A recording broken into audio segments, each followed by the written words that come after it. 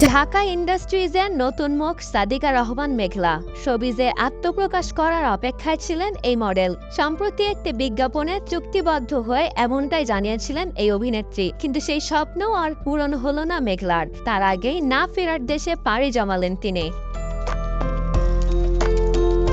তবে ঠিক কী কারণে তিনি না ফেরার দেশে পাড়ি জমালেন তা নিশ্চিত হওয়া যায়নি। কেউ কি তাকে শেষ করে দিয়েছে, নাকি নিজেই নিজেকে শেষ করে দিয়েছেন, সেই প্রশ্নের উত্তর দিতে পারেনি আইনের লোকেরাও।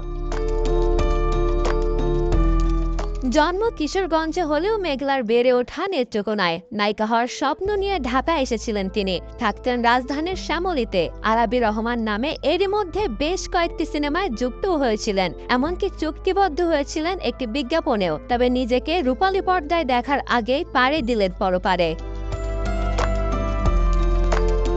জানা গেছে বেশ কিছুদিন আগে গ্রামের বাড়ি নেত্রকোনায় বেড়াতে যান মেঘলা। 12 সেপ্টেম্বর রাত 3টার দিকে ঘুমের ঘোরে হঠাৎ অসুস্থ বোধ করেন তিনি। পাশে ছিল নায়িকার ছোট বোন। তিনি বোনের পায়ের শরীরে তেল মালিশ করে দেন। ঘটনার কিছুক্ষণ পর বোনের শরীর ঠান্ডা হয়ে আসলে সবাইকে ডেকে তোলেন তিনি। এরপর হাসপাতালে নিয়ে গেলে চিকিৎসকরা জানান মেঘলা আর নেই।